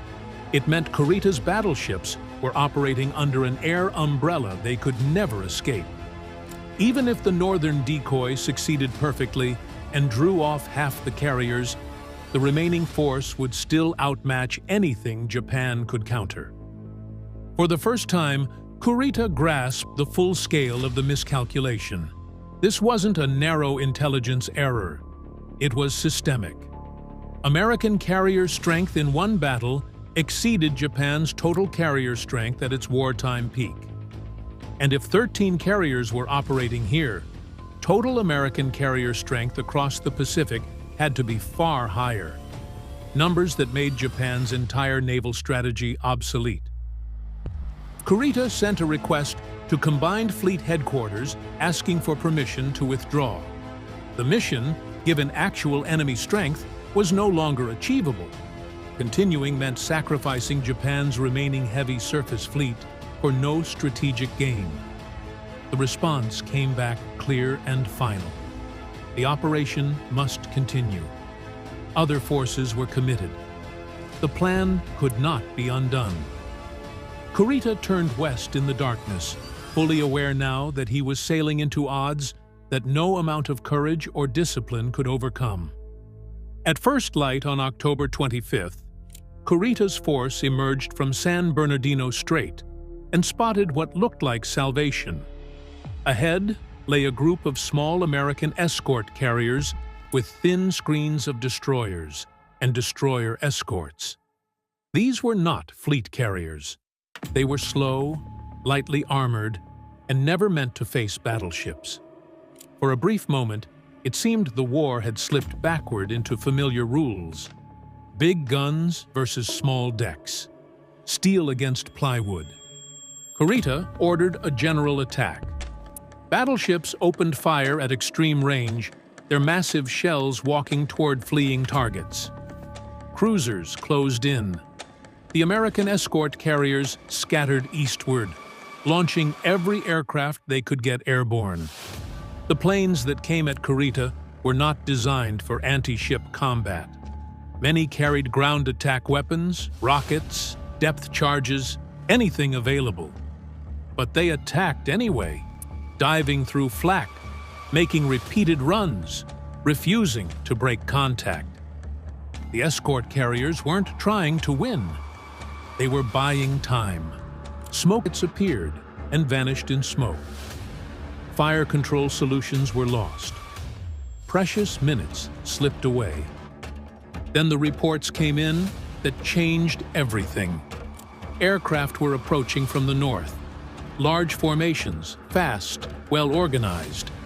These were not the desperate sorties from the escort carriers. These were fleet carrier aircraft, arriving in strength. The northern decoy had failed to pull American power away. Instead, the Americans had split their forces, keeping heavy carrier groups ready while still engaging elsewhere. Kurita now understood the trap. The escort carriers had held him in place long enough for the real strike to arrive. His battleships were exposed, executed by a navy with depth to spare, and the hammer was already falling. By mid-morning on October 25th, the illusion was gone. Wave after wave of American aircraft tore into Kurita's force with a scale that could no longer be rationalized. This was not 13 carriers worth of pressure. It felt like more. Attacks overlapped. Strike intervals shortened instead of lengthening. Fresh aircraft arrived while others were still returning. The Americans were not reaching the limits of endurance. They were operating comfortably inside them. Heavy cruisers began falling out of formation, damaged and burning. Destroyers were crippled. Even Yamato. There was no longer any doubt about American industrial power. The truth was undeniable. The United States could lose ships and replace them faster than Japan could damage them. Inside Japan's leadership, that truth was quietly acknowledged and quietly buried. Admitting it openly meant admitting the war was unwinnable. So operations continued. Men were sent into battles against forces leadership privately knew could not be defeated. Leyte Gulf wasn't just the end of Japan's surface fleet. It was the moment the numbers finally broke through denial. The war would continue for months, but its outcome was already decided. Not by courage or tactics, but by industrial reality that arrived over Kurita's fleet in endless waves of aircraft. On December 7th, 1941, Japan, like its infamous Axis partners, struck first and declared war afterwards. 1941.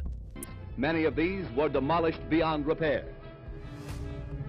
Direct hits were scored on hangars, and these were badly shattered. Equipment and airplanes. Japanese aircraft roared over Pearl Harbor and shattered the illusion of American invulnerability. Battleships burned, thousands were killed, and Tokyo believed it had bought the one thing it needed most: time. But Pearl Harbor did not weaken the United States. It activated it. Beneath the smoke and wreckage lay a reality Japan had fatally misunderstood. Modern wars are not won by surprise or courage, but by factories, fuel, and replacement speed. This story isn't about heroics or single battles. It's about math, industry, and the moment Japan chose a war it could never sustain. Subscribe to No Man's Land for unapologetic military history focused on power, economics, and consequences, not myths. By the summer of 1941, Japan was not preparing for conquest. It was trying to escape a deadline. 4 years of war in China had consumed enormous amounts of fuel, steel, and manpower without delivering a decisive victory. The conflict had become a slow bleed, and Japan's industrial base was not built for prolonged attrition. Unlike continental powers, Japan possessed almost no domestic oil reserves. Nearly everything that kept its Navy and Air Force operational came from overseas. Roughly 80% of Japan's oil was imported, much of it from the United States. That dependency became a weapon in July 1941, when Washington froze Japanese assets and imposed a full oil embargo after Japan occupied French Indochina. Britain and the Dutch followed immediately. Overnight, Japan's fuel lifeline was severed. Japanese naval planners ran the numbers. Existing stockpiles could sustain operations for roughly 18 months. After that, the Imperial Navy would become immobile. Battleships trapped in port, carriers unable to sail, aircraft grounded for lack of fuel. For a regime dominated by military leadership, this was not an economic problem. It was an existential one. Japan now faced two options, neither acceptable. Withdrawal from China would mean political collapse at home, public humiliation, and the likely fall of the military government. The alternative was to seize new sources of oil by force. The Dutch East Indies offered vast reserves, but reaching them meant crossing waters controlled by the United States. American forces in the Philippines sat astride Japan's southern supply routes. The U.S. Pacific Fleet at Pearl Harbor could strike Japanese shipping at will. Any move south would invite American intervention.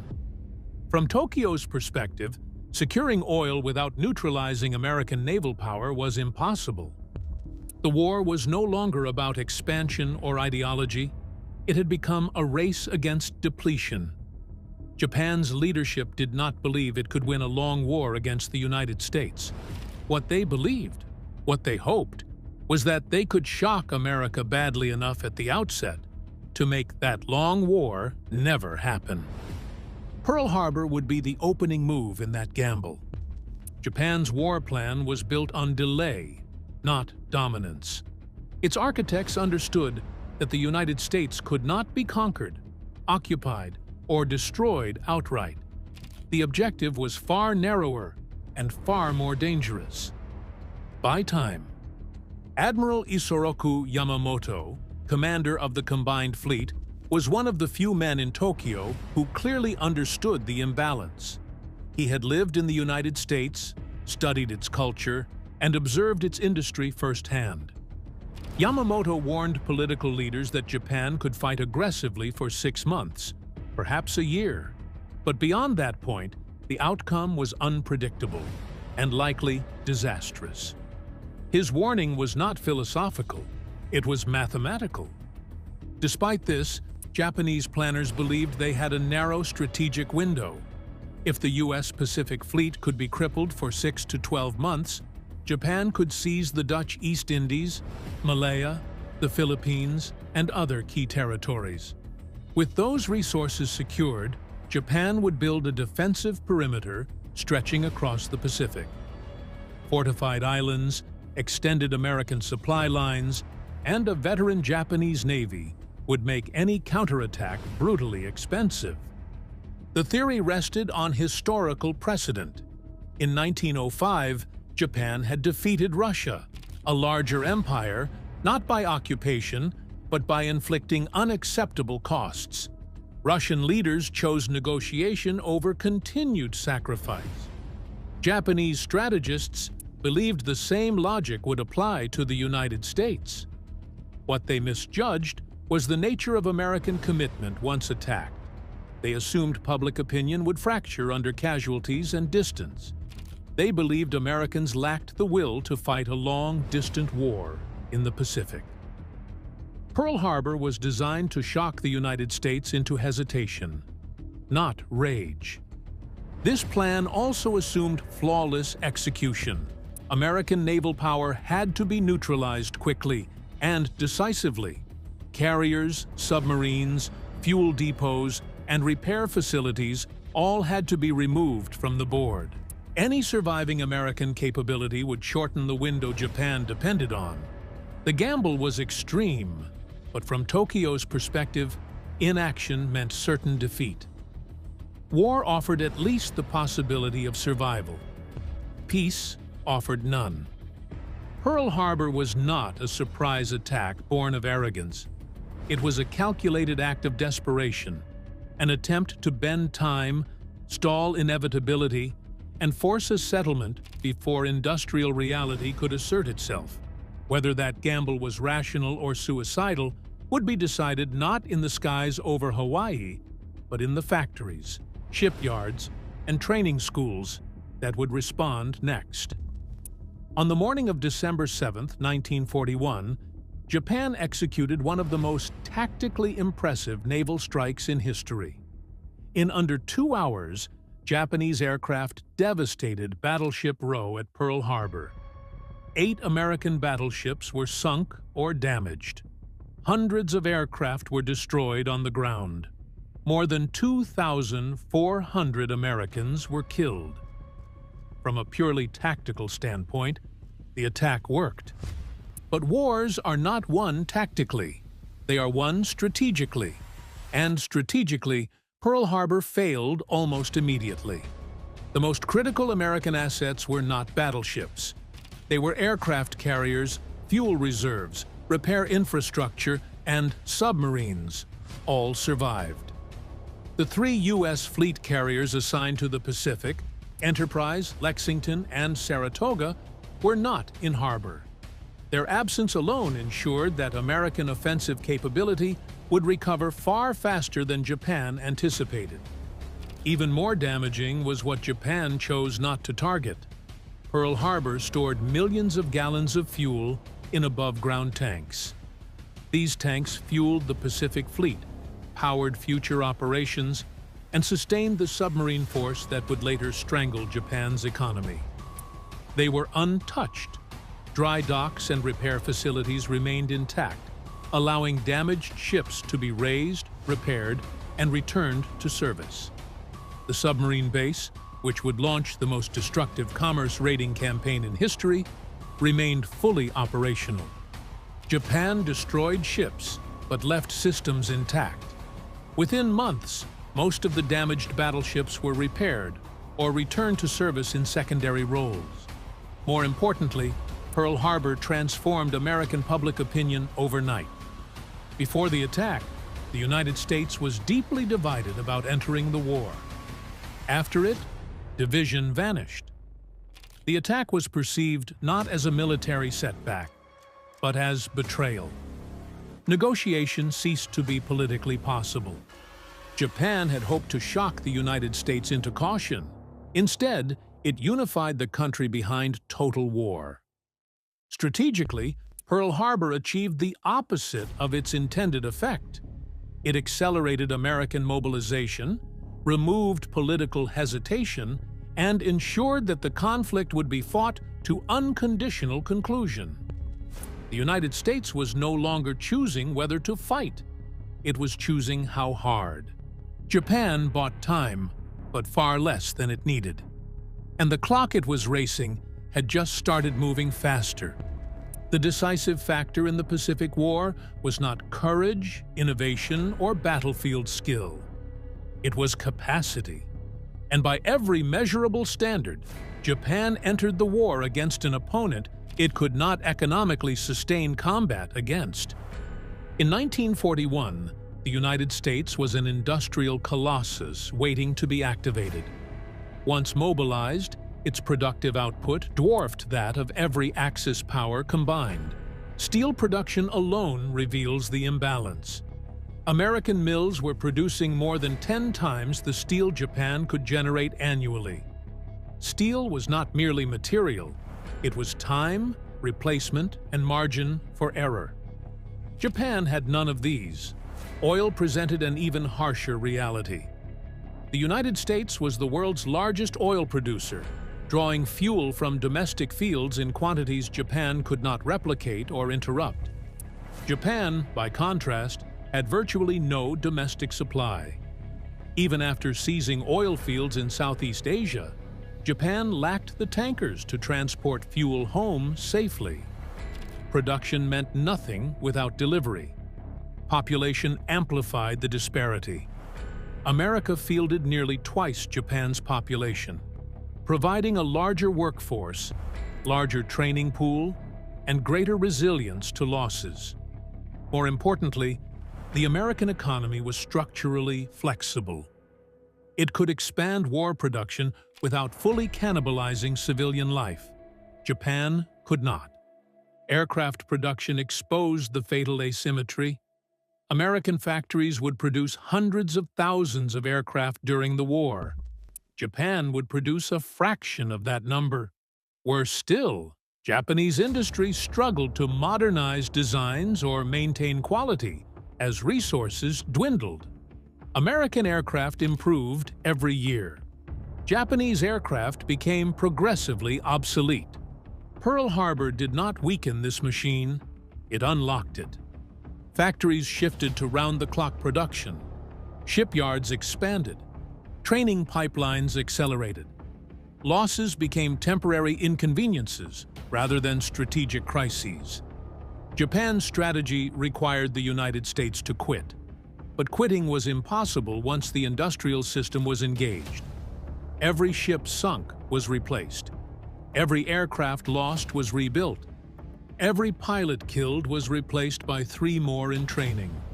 This was the war Japan never planned to fight, and could never afford to continue. From the moment American production reached full momentum, the outcome was no longer contingent on battles.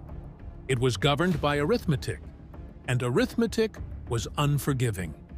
Once American industry reached full mobilization, the Pacific War stopped being a contest of maneuver and became a contest of replacement.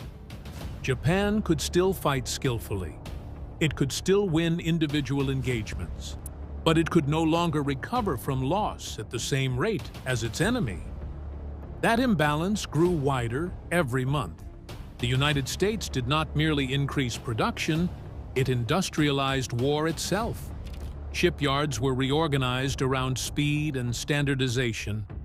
Liberty ships were assembled using prefabricated sections, reducing construction time from months to weeks. By 1943, American yards were launching new cargo ships at a pace that exceeded Japanese sinkings. Losses no longer mattered if replacements arrived faster. Aircraft production followed the same logic. American factories treated planes as consumables. Designs emphasized ease of manufacture, repair, and pilot survivability. Training pipelines expanded alongside production, ensuring that aircraft losses did not cripple operational strength. Japan, by contrast, relied on increasingly complex designs that strained limited resources and skilled labor pools. Warship construction revealed the asymmetry even more clearly. The United States produced carriers, destroyers, and escorts in parallel, not sequence. While Japan struggled to complete a handful of major vessels, American yards worked on dozens simultaneously. Escort carriers, cheap, fast to build, and good enough, flooded the Pacific. Quantity became its own form of quality. This production advantage altered American strategy.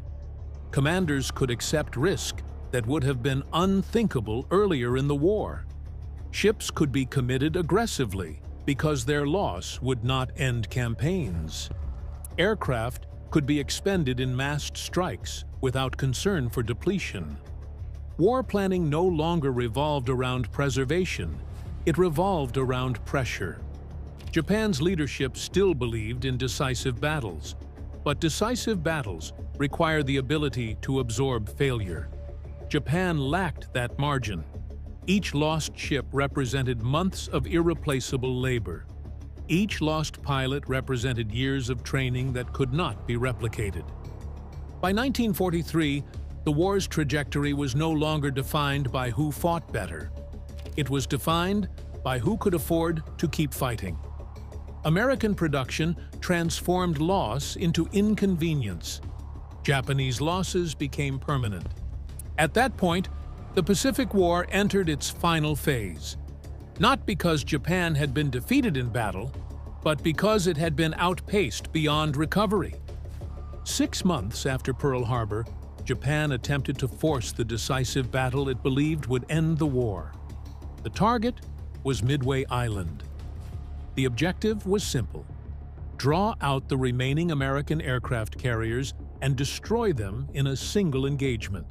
If successful, Japan would regain strategic initiative and extend the window it desperately needed.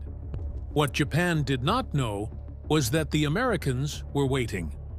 U.S. cryptanalysts had broken Japanese naval codes and identified Midway as the target. American carriers were positioned in advance, their movements hidden while Japanese forces approached with confidence.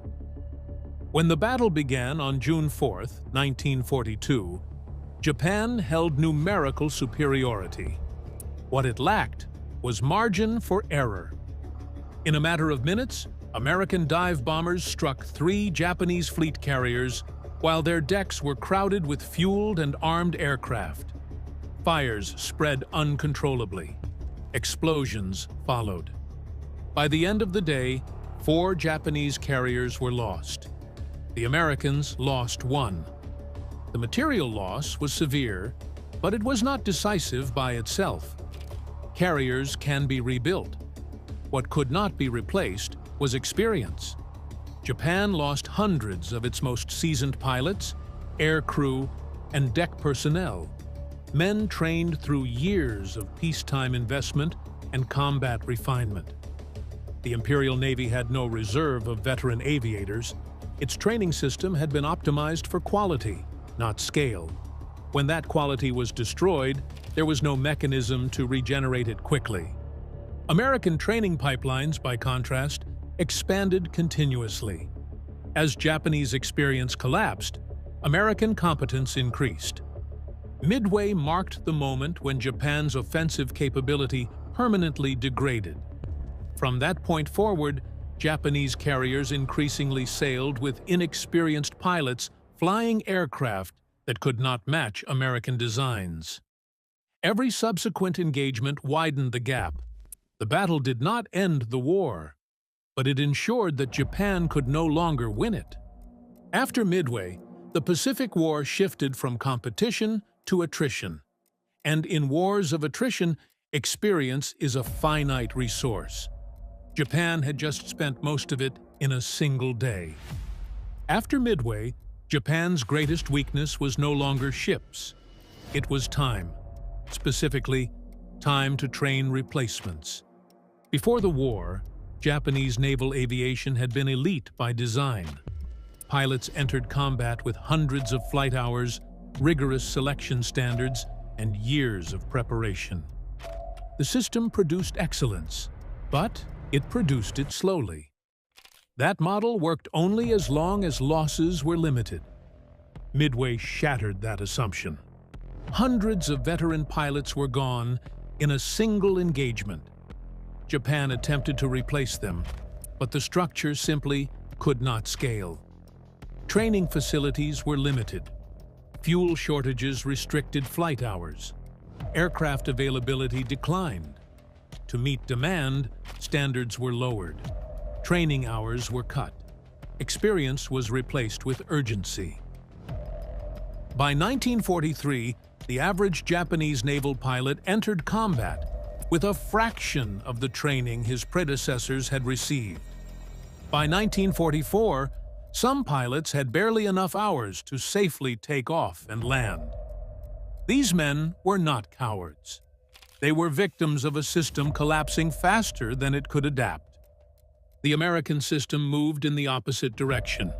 Training pipelines expanded alongside production. New pilots entered service with increasing flight hours every year. Aircraft were designed to be forgiving, durable, and survivable. Pilots were rotated home to train the next generation, compounding experience rather than bleeding it away. The result was asymmetrical competence. Each engagement degraded Japan's force while improving America's. This imbalance became catastrophically visible in 1944. At the Battle of the Philippine Sea, Japanese carrier aviation attempted one final offensive. The result was annihilation. Hundreds of Japanese aircraft were destroyed in days. American losses were minimal. The event became known as the Great Marianas Turkey Shoot, not as propaganda, but as description. From that moment forward, Japan's carriers were effectively hollow. They existed, but they could no longer project power. Aircraft were scarce. Pilots were inexperienced. Fuel was rationed. Training was insufficient. Japan had ships without crews, aircraft without pilots, and pilots without experience. The war was no longer about tactics or bravery. It was about replacement velocity. And Japan's pipeline had collapsed beyond repair. Once a modern military loses the ability to train replacements faster than it loses veterans, defeat becomes inevitable. Not dramatic, but certain. By late 1944, Japan was no longer fighting a peer competitor. It was fighting gravity. Every strategic variable was moving in the wrong direction, and none could be reversed. Japan's position worsened not because of a single defeat, but because the war had expanded beyond its capacity to manage it. The Pacific conflict could not be separated from the global war. Germany's decision to declare war on the United States ensured that American industry would operate at full output indefinitely. Yet, even under a Germany-first strategy, the United States produced enough ships, aircraft, and trained personnel to overwhelm Japan simultaneously. Japan faced the United States alone, and even then, it faced only a portion of American power. Logistics compounded the problem. Japan's empire stretched across thousands of miles of ocean. Every operation required fuel, shipping, escorts, and maintenance. American submarines and aircraft steadily eroded these lifelines. Merchant vessels vanished faster than they could be replaced. Oil reached refineries sporadically, if at all. Warships sat idle for lack of fuel, not because they were damaged, but because they could not move. Strategic isolation followed. Bases in the Central Pacific were bypassed and left to wither. Garrison troops remained armed but irrelevant, cut off from resupply and reinforcement. These islands did not need to be conquered. They only needed to be ignored. The Japanese Navy still existed on paper, but it no longer functioned as an integrated force. Coordination broke down. Training declined further. Morale eroded quietly. Ships were preserved not for battle, but for symbolism. At the same time, American forces advanced methodically, supported by logistics that functioned almost without friction. New airfields appeared weeks after landings. Carrier groups rotated continuously. Losses were absorbed without strategic consequence. Japan's leadership continued to speak of decisive battles, but decisive battles require freedom of movement, supply, and replacement. Japan had none. By the end of 1944, the outcome of the Pacific War was no longer dependent on future events. It was determined by accumulated constraints. Japan was isolated, economically exhausted, and strategically immobile.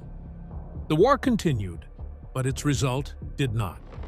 By 1945, the Pacific War existed only in form. Japan still had territory, uniforms, and weapons. What it no longer had was function. The systems that sustain modern war, fuel flow, shipping capacity, trained manpower, and industrial replacement, had already collapsed. Japan's leadership had understood the numbers from the beginning. Admiral Yamamoto's warning about 6 months was not pessimism, it was precision. He knew that once the war extended beyond Japan's initial offensive window, industrial reality would assert itself. Pearl Harbor was an attempt to rewrite that reality through shock. It failed. From that moment forward, Japan was fighting a war of hope against a war of math. Hope that America would tire. Hope that decisive battles would change momentum. hope that sacrifice could substitute for replacement. None of it mattered. Wars of attrition do not reward belief. They reward throughput. The United States could replace ships faster than Japan could sink them. It could train pilots faster than Japan could lose them. It could absorb defeat without collapse because its economy was insulated, diversified, and geographically secure. Japan's economy was none of those things. Every loss was permanent. Every delay compounded failure. By the final months of the war, Japanese warships sat idle for lack of fuel. Aircraft existed without pilots. Factories stood silent, not from bombing alone, but from material starvation. The empire was hollow, intact in appearance, dead in function. The atomic bombs did not end Japan's ability to fight. They ended Japan's ability to deny what had already happened. The logistical defeat of the empire preceded its political surrender by months. Pearl Harbor did not doom Japan because it angered America. It doomed Japan because it activated a system Japan could not compete with. Once that system began converting raw materials into ships, aircraft, and trained crews at scale, the outcome became irreversible. This is the lesson of the Pacific War. Victory does not belong to the side that fights hardest or strikes first. It belongs to the side that can replace loss without breaking. Japan chose war knowing the math. America fought knowing the math favored them, and math does not bend.